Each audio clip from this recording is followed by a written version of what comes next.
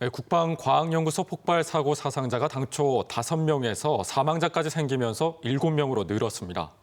사고 원인을 밝히기 위해 경찰과 노동청 등이 본격 조사에 착수했는데 연구소 측은 폭발이 발생했을 당시 진행 중이던 시험에는 위험성이 거의 없었다고 거듭 주장했습니다. 김태욱 기자가 보도합니다.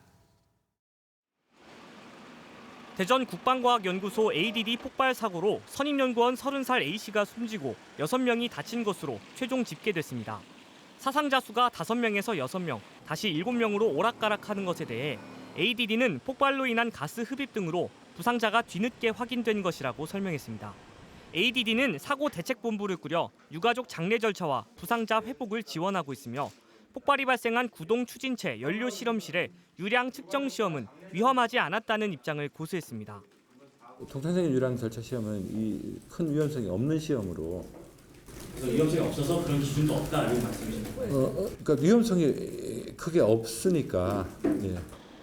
그러나 주요 시험 물질인 니트로메탄은 이론적으로 작은 정전기에도 폭발할 수 있고 한국형사정책연구원의 보고서에도 사제폭탄 제조가 가능한 테러 관련 위험 물질로 분류돼 있습니다.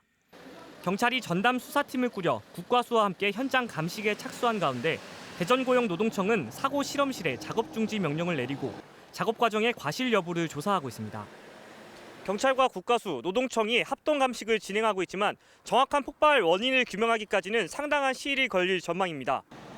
지난해 4월과 6월에도 폭발과 화재가 잇따라 허술한 안전 문제가 제기됐던 ADD는 당시 국회 국정감사에서 연구시설 노후화에 대한 조속한 해결과 이전 필요성까지 제기됐습니다. 굉장히 위험한 실험을 하는 이런 시설들도 있기 때문에 이런 거는 다른 데로 이전도 해야 되거든요. 예. 이런 소요가 굉장히 많이 생겼는데 거기에 예산이 따라가지를 못하고 있습니다. 올해 국감에서도 ADD의 연구개발 안전 관련 예산 편성 문제가 지적됐습니다. 인건비의 1% 수준의 그 연구개발 안전관리 예산 편성하도록 돼 있지 않습니까? 예, 그렇습니다. 그런데 1%가 아니라 0.2%밖에 못하고 있다. 잇따라 사고가 터지고 있지만 보안시설이라는 이유로 원인조차 제대로 알려지지 않는 무기 연구 제조 시설에 대한 철저한 안전 진단이 요구되고 있습니다. MBC 뉴스 김태욱입니다.